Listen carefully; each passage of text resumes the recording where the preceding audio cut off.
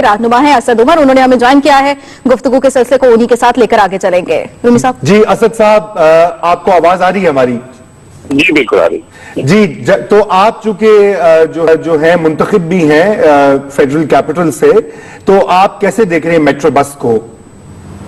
देखिए, दो मुख्तलिफ पहलू हैं इसके जिन पर गौर करने की जरूरत है। पहली बात तो जैसे आपने कहा, इसमें कोई भी शक की बात ही नहीं कि अच्छा पब्लिक ट्रांसपोर्ट सिस्टम जो है वो किसी भी शहर की जरूरत होती है, और एक इस्लामाबाद में इस वक्त एक पब्लिक ट्रांसपोर्ट सिस्टम नहीं है, ना होने के बराबर है। इसलिए ये जरूरी है कि यहाँ पे पब्लिक ट्रांसपोर्ट सिस्टम को बेहतर किया जाए, इसमें कोई डिसएग्रीमेंट नहीं है। दूसरा लेकिन सवाल ये पैदा होता है कि आप उस जो पब्लिक ट्रांसपोर्ट सिस्टम को बेहतर करेंगे, वो जाहिर है वो तमाम जरूरियात जो है इस्लामाबाद की उसको देखते हुए करेंगे। उसमें से एक जरूरत जो है वो ट्रांसपोर्ट है। जिस तरीके से अभी ये कह रही थी, आज ही मेरी एजुकेशन एक राउंड टेबल मैंने ऑर्गेनाइज किया हुआ था।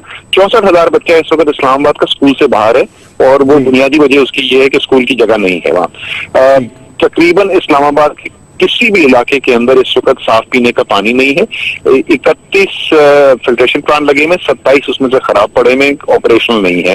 तो जहां बिल्कुल बुनियादी जरूरत वहां ना पूरी हो रही हो, तो उसी कॉन्टेक्स्ट में फिर आप देखेंगे कि मैं पब्लिक ट्रांसपोर्ट में कितनी इन्वेस्टमेंट करने जा रहा हूँ। जी, तो असद साहब, ये जो सेहत के और तालीम के और पानी के जो मसाइल हैं, तो ये तो फेडरल जो कैपिटल है उसकी जो आप वहां पे रेज भी कर सकते हैं पार्लियामेंट में, क्योंकि वो तो पंजाब हुकूमत के अंडर नहीं आते ना मसले।